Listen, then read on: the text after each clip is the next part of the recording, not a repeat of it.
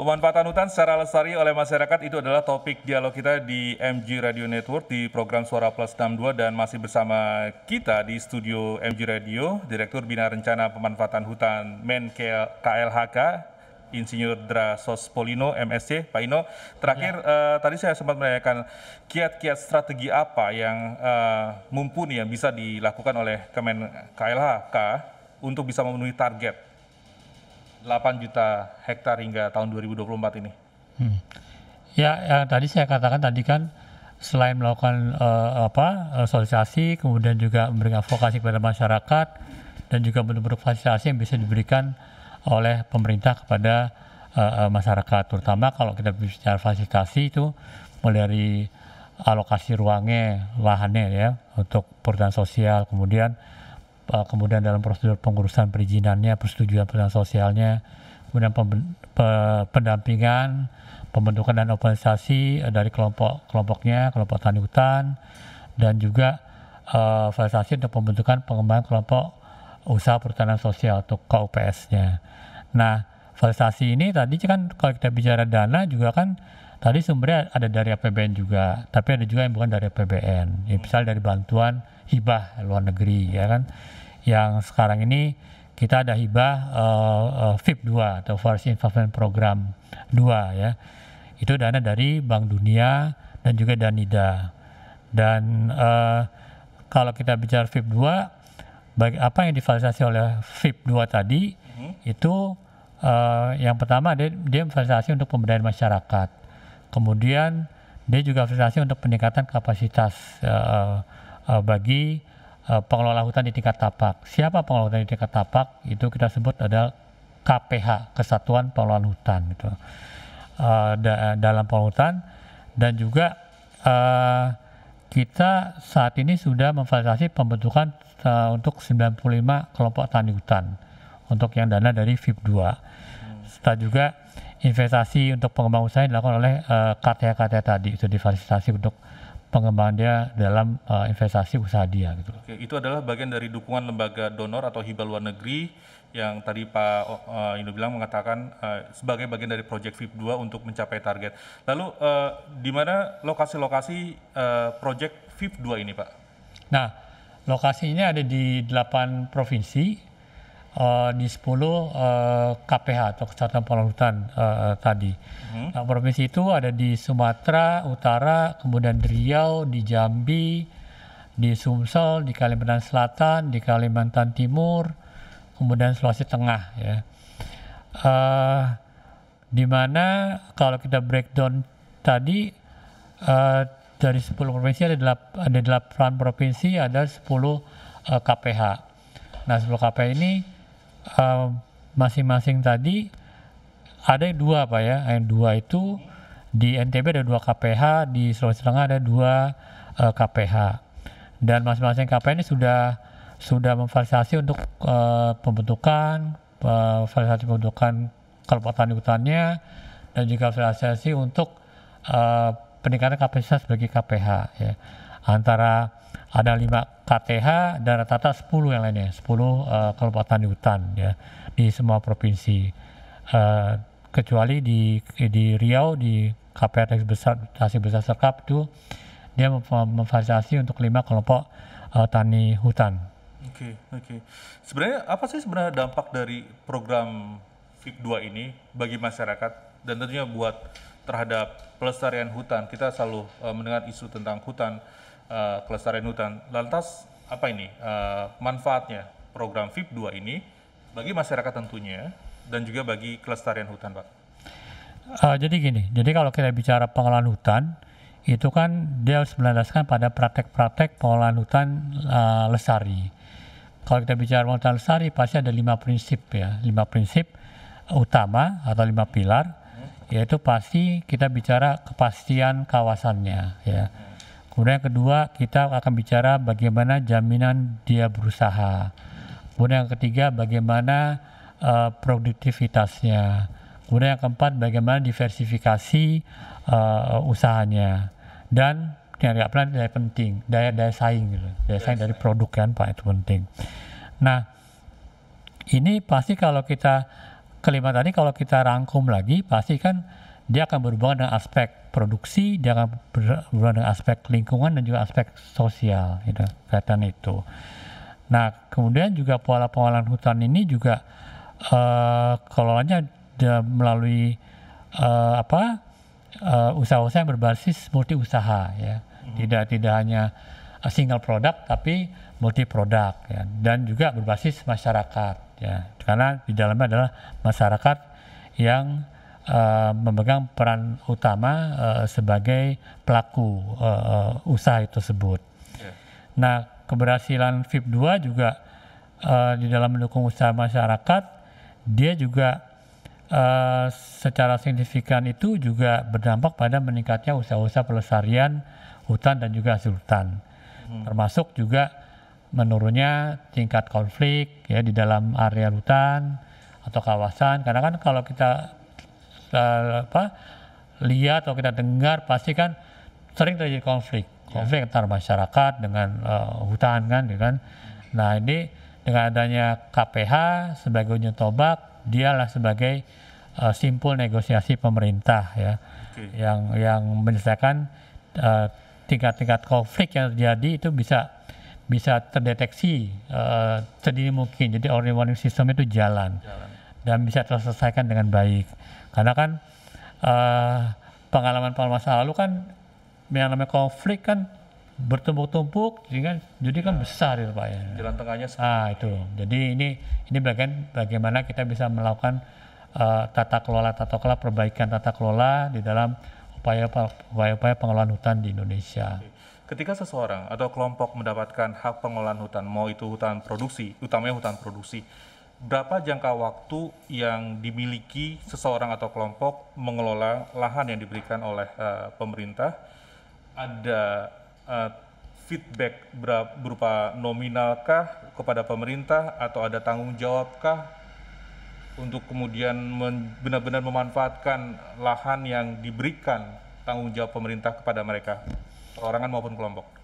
Iya, jangka waktu dia diberikan usaha untuk mengelola kawasan, ya clear itu. Dia diberikan jangka waktu lebih dari 30 tahun, Pak, ya, untuk dia bisa berusaha di situ. Kemudian yang kedua, tapi juga dia diberikan tanggung jawab, gitu. Tanggung jawabnya apa? Setelah diberikan hak si masyarakatnya atau kelompok tadi, kemudian dia dikasihkan fasilitasi untuk dia bisa berusaha, kemudian dia bisa berproduksi dengan baik, tapi dia punya kewajiban. Kewajiban apa? Setelah dia punya produksi, kan juga kita punya yang namanya penerimaan negara. Ya. Dia setiap produk yang keluar dari kawasan hutan itu dikenakan PNBP istilahnya, tarif, ya. Tetapi tarif PNBP ini kalau bagi masyarakat itu kecil, ya, tidak artinya mendapatkan diskon yang besar. Artinya, tapi ini kan ada bagian dari willingness to pay bagi masyarakat, kesadaran masyarakat. Ternyata Pak, masyarakat itu kalau dia membayar PNBP itu dia bangga, Mas. Oh gitu. Iya, karena ternyata saya berkontribusi loh buat pemerintah. Jadi pembangunan ini juga bagian ikut keterlibatan saya di dalamnya, gitu. Itu walaupun dia cuma 10.000, ya, walaupun itu 15.000 atau 5.000 dari usaha dia yang dikeluar itu dari kawasan, tapi itu kan proudnya kan ada, ya kan. Jadi dia juga akan tegak, saya berkontribusi terhadap pembangunan negara ini, kan itu yang penting itu. Iya, apapun jenis hasil hutan produksi yang mereka miliki, hasilkan, mereka juga harus berkontribusi kepada penerimaan negara. Iya. Lantas apa saja sih sebenarnya yang lebih dominan? Kopi deh, kalau kita bicara soal kopi. Ini gimana nih kalau soal kopi? Tentu kita juga tidak mengenyampingkan hasil hutan produksi lainnya, tapi kalau misalkan contohnya kopi saja, itu gimana hasilnya? Nah, gini, kalau kopi kan gini ya, kan potensi-potensi yang dikembangkan itu kan banyak, ya.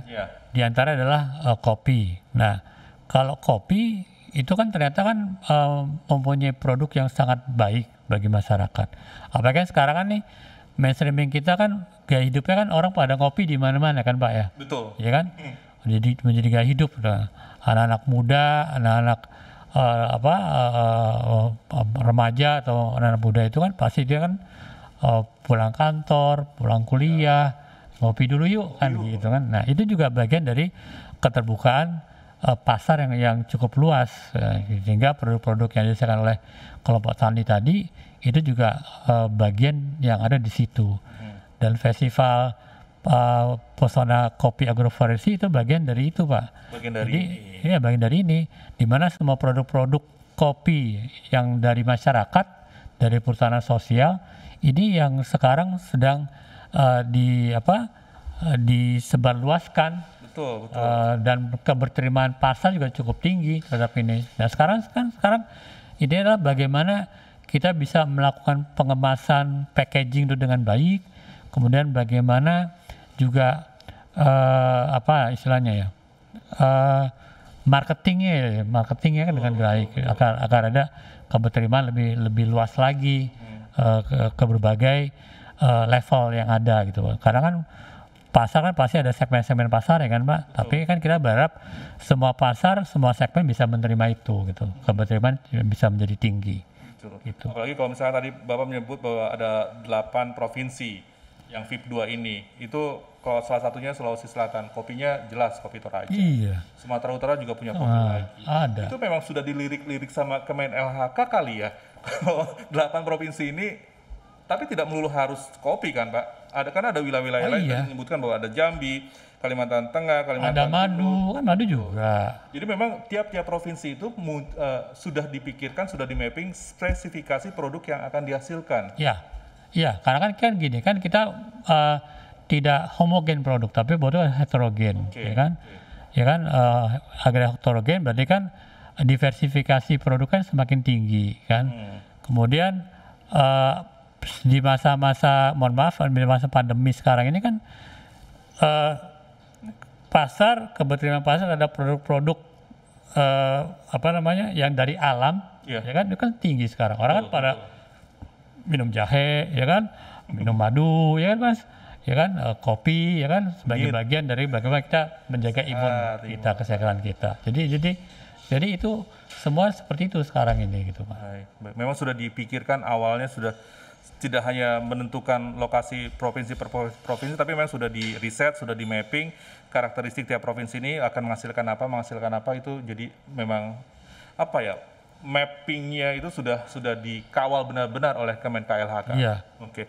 Pak, terakhir, apa nih pesan dari Pak Ino agar pendengar Radio MG Radio Network ini bisa mendukung pelestarian alam, pelestarian hutan utamanya, dan pemberdayaan masyarakat di sekitar hutan?